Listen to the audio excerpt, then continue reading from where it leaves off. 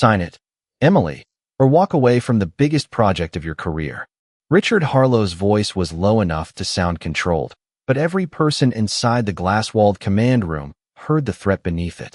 He pushed the safety report across the steel table until the blank signature line stopped beneath Emily Carter's hand. Outside, 6 fully loaded dump trucks waited in a perfect line beneath the cold morning sun, each carrying nearly 80,000 pounds of gravel. Beyond them, cameras faced the newly restored Hawthorne River Bridge, ready to capture the load test that would decide whether the $180 million project opened on schedule. Richard believed a quiet engineer could be pressured into lending her name to a lie. He had no idea the bridge was about to speak for her. Emily stood without moving, one hand resting beside the report, the other holding a black pen she had not uncapped. At 39, she had learned that powerful men often mistook silence for uncertainty. Her brown hair was pulled into a simple knot beneath her white hard hat, and her faded orange safety vest looked plain beside Richard's tailored charcoal suit. Around the room, project managers watched the countdown clock above the control panels. 47 minutes remained before the first truck was scheduled to move onto the eastern span. Everyone else has approved the test, Richard said. The contractor, the city inspector, our consulting firm. You are the only person creating a problem. Emily looked through the glass toward the bridge. From this distance, the fresh blue-gray steel appeared flawless. New paint covered the support plates. White lane markings shone against the dark pavement. Red, white, and blue ribbons fluttered near the entrance where city officials would gather later that morning. To anyone watching from the riverbank, the bridge looked ready. Emily knew appearances had never carried weight. Steel did. Numbers did. A signature did. I requested an ultrasonic inspection of the eastern connection plate, she said. Her voice was steady and quiet. That inspection was never completed. Richard leaned forward, placing both hands on the table. Because it wasn't necessary. The strain readings disagree. 2 sensors drifted slightly. That happens. Not in the same direction at the same time. A small silence settled over the room. Mark Dalton, the construction manager, studied the floor. Ben Wallace, the youngest engineer on the team, stared at the monitor as though the glowing numbers might rescue him from having to choose a side. Richard straightened and adjusted one silver cuff link. Opening day is tomorrow. The governor's office has confirmed attendance. The city has already closed the alternate route. We are not delaying this project because you heard a noise and found a mark in the paint. Emily's eyes remained on him. 3 days earlier, she had heard that noise beneath the eastern span, a faint metallic click that came half a second after the maintenance truck crossed the joint. She had climbed down with a flashlight and found a hairline crack beside a repaired weld, thin enough to hide beneath a fresh coat of paint, but long enough to change everything. Now Richard tapped the report with one finger. Your job is to certify the test procedure, not sabotage it. The countdown changed from 47 minutes to 46. Emily finally lifted the pen. Several people released breaths they had not realized they were holding. Richard's expression softened into the beginning of a satisfied smile. Then Emily placed the pen carefully beside the unsigned report. I won't certify a structure I don't believe is safe. Richard's smile disappeared. Outside, the first truck's engine started, and the deep vibration traveled through the glass like a warning no one could pretend not to hear. The engine vibration faded into a low mechanical hum as Emily turned from the window, but the memory that had brought her to this moment began 3 days earlier beneath the eastern span. She had arrived before sunrise, as she often did, when the Hawthorne River was still gray and the work lights cast pale circles across the steel. Most of the crew knew her as the engineer who carried the same weathered notebook to every inspection and asked questions long after everyone else was ready to leave. She did not tell stories about her credentials, and she never corrected people who assumed her silence meant inexperience. 15 years in structural engineering had taught her that confidence did not need volume. That morning, a maintenance truck crossed the joint above her while she stood on a temporary platform nearly 40 feet over the water. The bridge responded with the ordinary groan of steel adjusting under weight, followed by something that did not belong, a small metallic click that arrived half a second late. Emily lifted her head. The sound came again when the truck rolled backward. She placed one gloved hand against the support plate and felt a faint vibration linger after the tires had stopped. Mark Dalton joined her a few minutes later, breathing heavily from the stairs. "You found something?" he asked. Emily aimed her flashlight along the edge of a repaired weld. Fresh blue-gray paint covered the surface, but a narrow line had opened beside it, barely wider than a strand of hair. "When was this repair inspected?" she asked. Mark hesitated. "The welding subcontractor signed off 2 weeks ago." "That was not my question." His eyes shifted toward the river. The schedule got tight. Richard wanted the painting crew through before the media tour. Emily opened her notebook. "Was there an ultrasonic test after the repair?" "I would have to check." She photographed the crack beside a measuring scale, then wrote down the time, temperature, and location. Mark watched her with growing discomfort. "It could be surface paint," he said. "Then the test will prove that." By 8 o'clock, Emily had compared the field observation with the strain sensor records. Sensors 14 and 15 had both moved outside the expected pattern during the previous calibration run. The difference was small, but engineering failures often began as small differences that someone decided were inconvenient. She sent a formal request for additional inspection. Richard answered within 7 minutes. "Denied."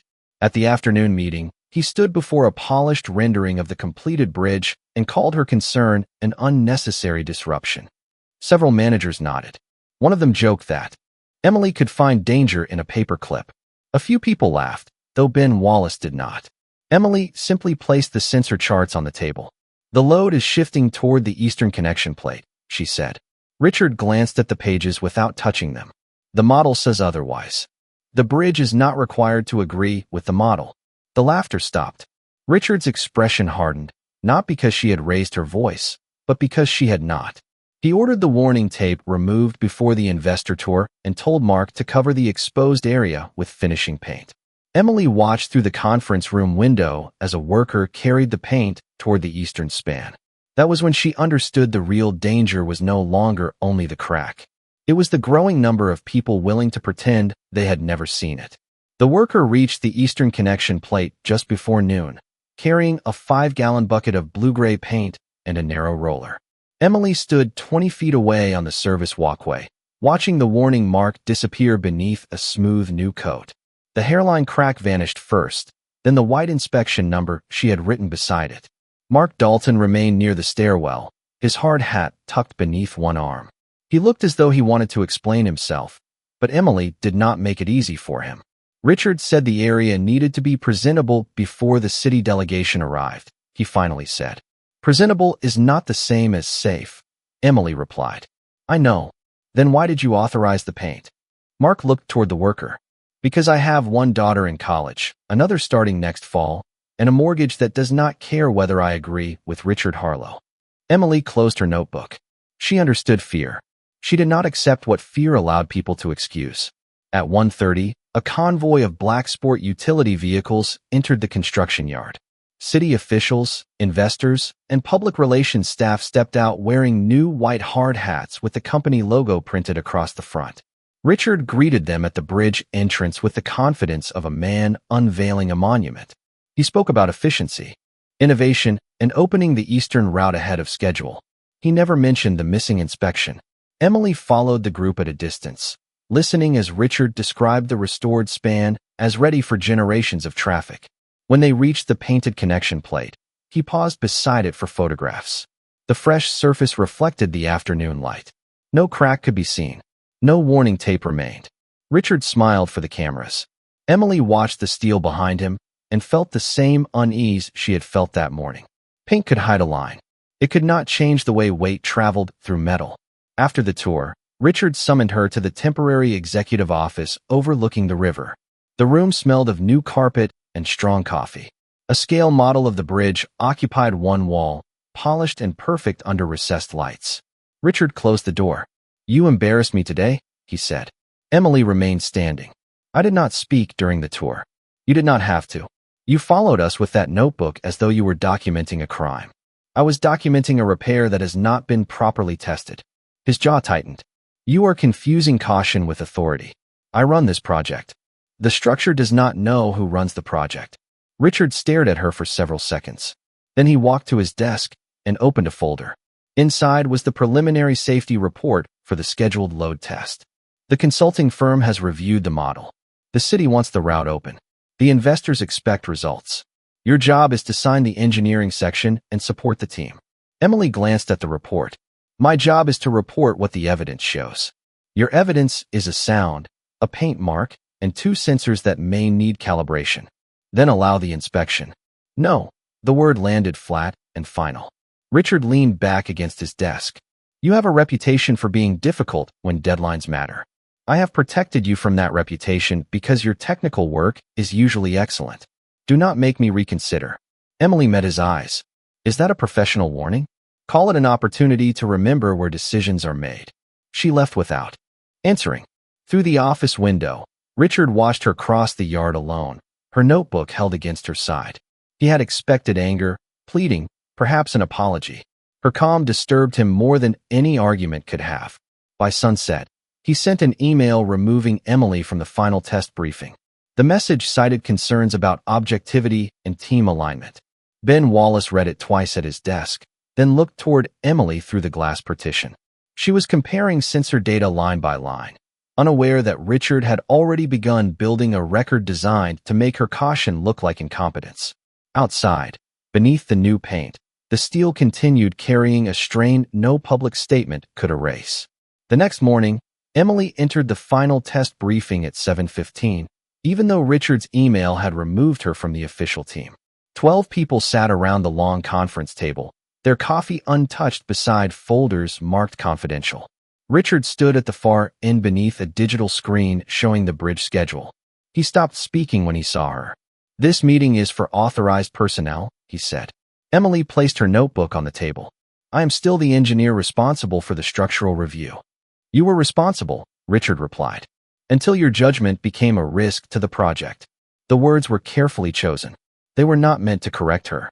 They were meant to reduce her in front of everyone. Mark Dalton shifted in his chair. Ben Wallace looked down at the sensor charts in front of him. No one challenged Richard. He clicked a remote, and Emily's inspection summary appeared on the screen. Several lines had been highlighted in red. Miss Carter has raised concerns based on 2 questionable sensor readings and what she describes as a hairline crack, Richard said. Independent reviewers found no reason to delay the test. Emily looked around the room. Which independent reviewer examined the repaired weld? Silence followed. Richard answered for them. The design model has already confirmed sufficient capacity. A model cannot inspect workmanship. His expression tightened. This is exactly the problem. You are treating professional disagreement as evidence of negligence. He walked to the table and placed the safety report in front of her. A black pen rested across the signature page. Sign the engineering approval, and we move forward as one team. Emily did not reach for it. The ultrasonic inspection is still incomplete. That request was denied. Then the report is incomplete. Richard looked toward the others, inviting them to witness what he wanted framed as defiance. Every delay costs this company nearly $200,000 a day. Hundreds of workers depend on this project. The city has made commitments. Businesses along the alternate route are losing money. Are you prepared to put all of that at risk because you are uncomfortable?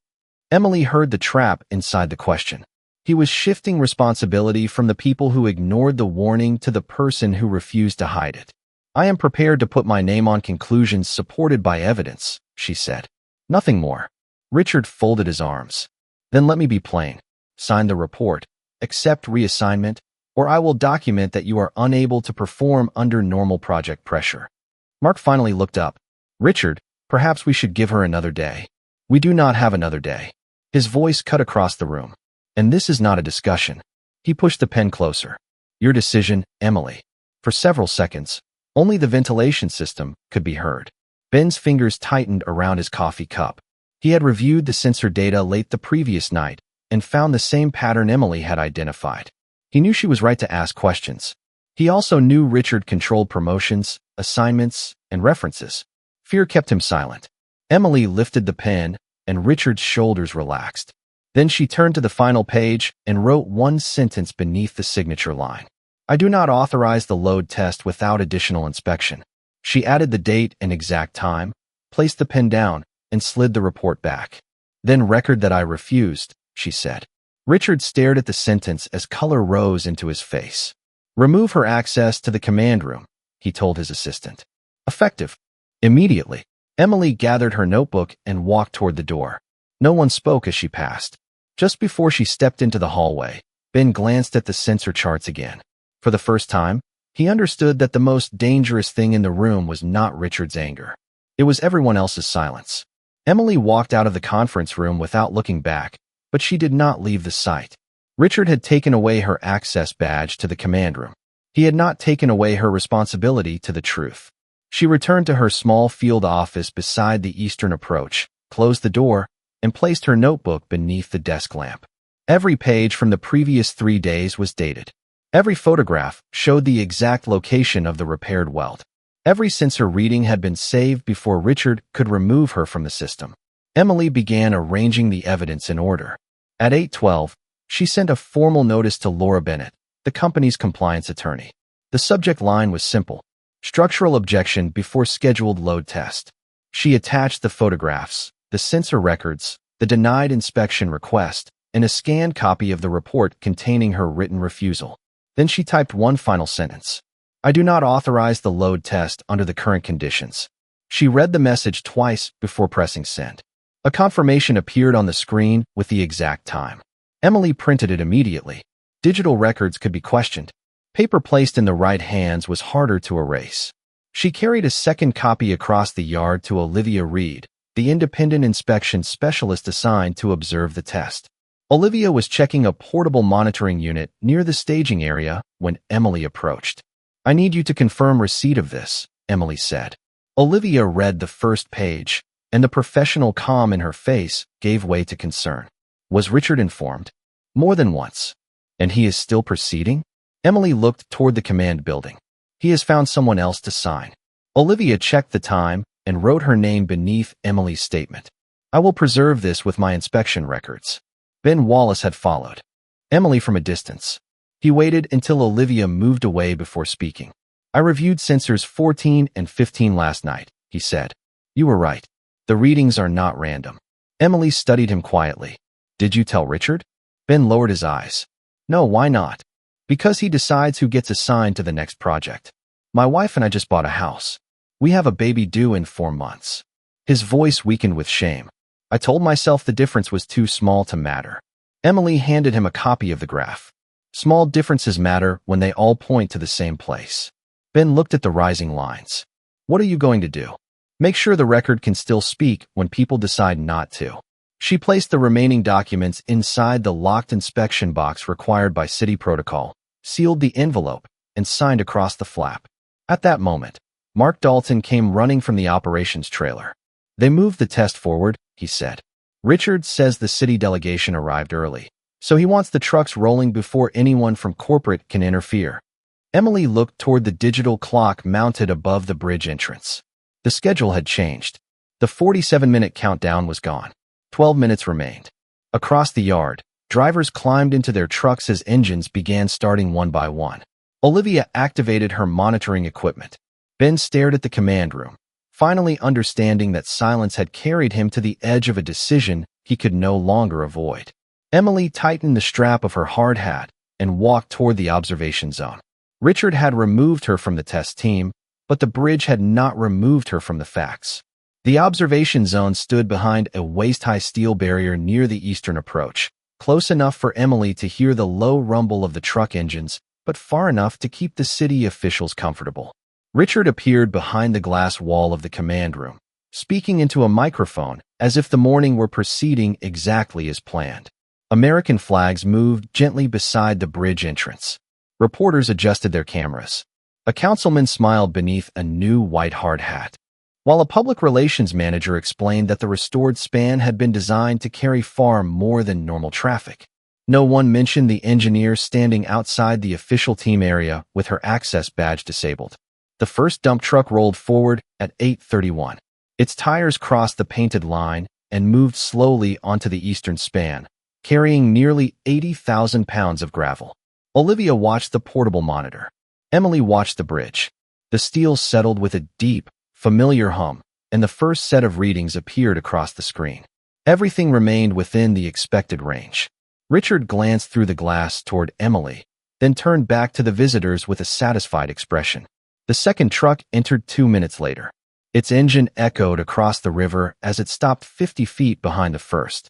Sensor 14 rose slightly above the prediction line. Sensor 15 followed. Olivia leaned closer to the display. Still below the alert threshold, she said. Yes, Emily replied. But they are moving together. Mark stood several yards away with a radio in his hand. He looked from the bridge to the command room, waiting for someone else to make the decision he no longer trusted himself to make. The third truck began moving. Ben had taken a position inside the command room near the main monitoring station. He watched the same numbers Emily had shown him, but on the larger screen the pattern was even clearer. The bridge was not distributing weight evenly across the eastern connection. The values rose, paused, then rose again after the truck had stopped. There is a delayed response on 14 and 15, Ben said. A senior technician beside him barely looked up. The system is stabilizing. It should have stabilized already. Richard heard the exchange and stepped behind them. Are any readings above the approved limit? Not yet, Ben answered. Then continue. Outside, Emily placed one gloved hand against the steel barrier. A faint vibration traveled through it several seconds after the third truck stopped. She looked at Olivia. Do you feel that? Olivia rested her palm beside Emily's and waited. The second vibration came softer, but unmistakable. She checked the monitor again. The deflection is increasing after the load becomes stationary. The weight is moving toward the repaired plate. Richard announced that the first phase had been completed successfully. Polite applause came from the city delegation. He looked through the glass and found Emily watching him. His mouth formed a thin smile, the expression of a man who believed each safe minute erased every warning that came before it. Then the fourth truck started its engine. As it approached the bridge, Sensor 14 climbed past the projected curve. Sensor 15 followed less than a second later. Ben turned toward Richard. We need to pause the test. Richard did not raise his voice. We need to finish the sequence. The fourth truck crossed onto the span. On Olivia's screen, both sensor readings changed from white to yellow. The applause stopped. Emily heard the same metallic click she had heard 3 days earlier. Only this time it was louder, carrying through the morning air from somewhere beneath the fresh blue-gray paint. She lifted her radio and called the command room. Stop the trucks. Richard reached across the control desk and switched off the incoming channel. Through the glass, his eyes remained fixed on Emily as he gave the driver of the fifth truck permission to move. The fifth truck rolled forward before anyone outside the command room could object. Its tires crossed the painted line, and the bridge answered with a deeper vibration that traveled through the eastern span and into the observation barrier. Olivia watched the readings climb. Sensor 14 shifted from yellow toward orange. Sensor 15 followed a moment later. Emily lifted her radio again, but the channel remained dead. Inside the command room, Ben stepped away from his station and faced Richard. The readings match her warning, he said. Richard kept his eyes on the main screen. They are still below the automatic shutdown level. The shutdown level assumes the load is moving normally. Richard turned toward him. Sit down, Ben. The room went quiet. Ben looked at the other engineers, but no one met his eyes. 4 months, he had believed that keeping his job meant staying out of conflict. Now he understood that silence could become a decision of its own. We should stop the sequence, he said. That is my professional recommendation. Richard's expression hardened. Your recommendation has been noted. Sit down. Outside, the fifth truck reached its assigned position and stopped. For 2 seconds, the numbers held. Then sensor 14 jumped. Olivia drew in a sharp breath. A dry metallic sound came from beneath the bridge, louder than before, followed by a faint shower of blue-gray paint dust near the eastern connection plate. Mark saw it first. Something moved, he said. Emily was already walking toward the emergency control station beside the bridge entrance. The sixth truck waited less than 100 feet from the span, its engine idling. The driver looked toward the command room for instruction. Richard lifted one hand and gave the signal to proceed. Do not move that truck, Emily called. Her voice carried across the staging area. City officials turned. Reporters lowered their microphones. The driver hesitated, 1 foot still on the brake. Richard left the command room and crossed the platform toward Emily. His polished shoes struck the metal steps with quick, measured force. You no longer have authority here, he said. Emily continued toward the red emergency stop control. The connection plate is taking load outside the design path. The system has not triggered a shutdown. Because the system is waiting for a threshold the structure may not reach safely. Richard stepped between her and the control panel. Touch that switch, and your career with this company is over. The sixth truck began to move. Its tires rolled several feet toward the bridge. Emily looked past Richard at the driver, then at the orange readings on Olivia's monitor. If that truck continues, someone else may pay for our hesitation. Richard did not move. Neither did Emily. For one suspended moment, the entire site seemed to hold its breath. Then Mark raised his radio. Driver 6, stop immediately. The truck halted before reaching the bridge. Richard turned toward him in disbelief. Emily stepped around Richard and pressed the emergency stop control. Warning lights flashed along the approach. The bridge closed to further movement. Engines shut down one by one until only the soft hum of monitoring equipment remained. Beneath the eastern span, a thin line split through the fresh paint exactly where Emily had marked the crack 3 days earlier. Olivia stared at the screen as sensor 14 remained locked in orange. Ben came out of the command room carrying the printed charts.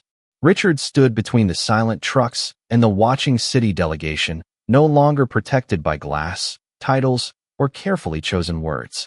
The bridge had not collapsed. It had done something far more damaging to him. It had proved that Emily had been right before everyone who mattered.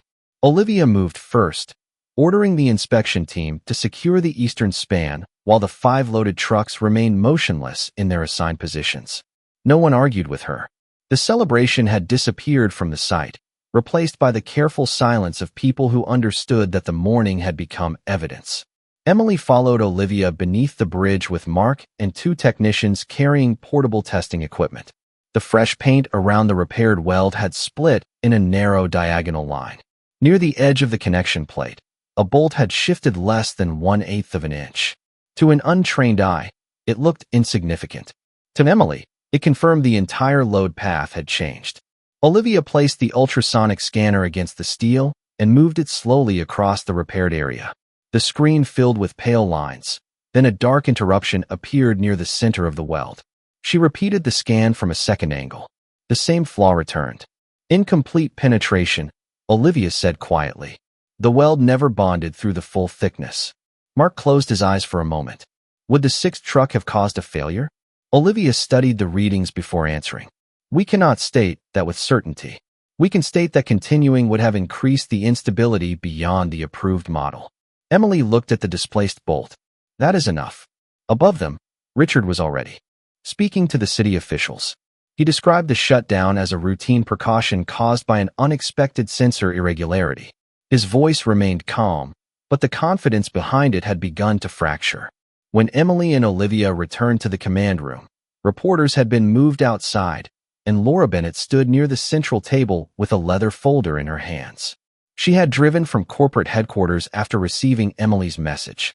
No one leaves until the records are preserved, Laura said. Richard turned toward her. This was an unforeseeable field condition. Laura opened the folder.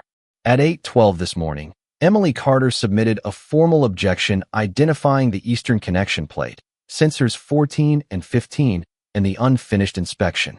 She placed the printed email on the table. At 8:17, Olivia Reed confirmed receipt. Richard glanced at Emily. She has been exaggerating this concern for days. Laura removed the photographs showing the crack before it was painted. Then why was the warning mark covered? Mark stepped forward before Richard could answer. His voice was unsteady, but clear. Richard ordered the tape removed before the investor tour. He told me to authorize the finishing paint. The room went still. Richard's eyes hardened. You agreed the crack appeared superficial. I agreed because I was afraid of losing my job. Mark looked at Emily. She never agreed. Ben placed the printed sensor charts beside Laura's documents. The abnormal pattern was visible last night. I reviewed it and stayed quiet. Richard stared at him. You are not qualified to make that judgment. Then why did you turn off Emily's radio when she called for a stop? Ben asked. No one moved. Laura looked toward the system technician, who brought up the communication log. The screen showed the exact moment Richard disabled the incoming channel, followed less than 1 minute later by his authorization for the 5th truck. The evidence formed a sequence too precise to explain away. Richard began to speak about schedules, financial pressure, and the responsibility of leadership. Each sentence sounded smaller than the last. Laura allowed him to finish. Then she turned the ultrasonic report toward the city representative. The flaw was documented. The warning had been documented. The refusal had been documented. Why did the only engineer who refused to sign know exactly where the problem would appear? She asked. Richard froze mid-word. Around him stood the people he had expected to remain silent. This time, none of them looked away. Richard Harlow was suspended before noon, pending a formal investigation into the ignored inspection request, the altered testing schedule, and the decision to disable Emily's radio during an active safety concern. He left the command room without speaking to anyone. The city delegation watched him cross the construction yard alone, no longer surrounded by assistants or cameras. For years, Richard had believed authority meant controlling the final decision. That morning, he learned that authority without accountability was only confidence waiting to be exposed. The 5 trucks were removed one at a time after engineers installed temporary supports beneath the eastern connection. The damaged plate and incomplete weld were replaced, and every similar connection across the bridge received a new ultrasonic inspection. The work delayed the opening by 6 weeks and cost far less than the consequences of pretending nothing was wrong. Mark Dalton gave a complete statement to investigators. He admitted that he had allowed the warning tape to be removed and the crack to be painted because he feared losing his position. The company did not excuse his choice, but Emily asked that his cooperation be considered. People should be accountable, she told Laura Bennett. But the system should also make it possible for them to tell the truth before fear takes over. Ben Wallace submitted his own statement and provided the sensor analysis he had completed the night before the test. He expected to be dismissed for staying silent. Instead, Emily asked him to help redesign the monitoring procedure. The next time you see the numbers changing, she said, do not wait for someone more senior to confirm what you already know. Ben nodded. He would remember those words longer than any. Engineering lecture. 3 months later, the company board offered Emily the position of Director of Structural Safety. She did not accept immediately. She returned with 3 conditions. No project manager would be allowed to pressure an engineer into signing a disputed report. Every technical objection would be preserved in an independent record that could not be altered by the project team. Any licensed safety engineer observing an abnormal condition would have the authority to stop a load test without administrative approval. The board approved all 3. On a clear October morning, the Hawthorne River Bridge finally opened. There were no dump trucks arranged for spectacle and no speeches about finishing ahead of schedule. Families crossed in ordinary cars.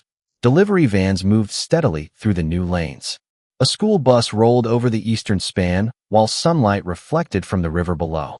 Emily stood near the pedestrian railing wearing the same faded orange safety vest she had worn during the first inspection. Mark and Ben joined her, but neither interrupted her silence. Beneath the roadway, the new connection plate carried the weight exactly as designed. The sensors remained steady. Olivia sent Emily the final readings with a simple message saying that everything looked right.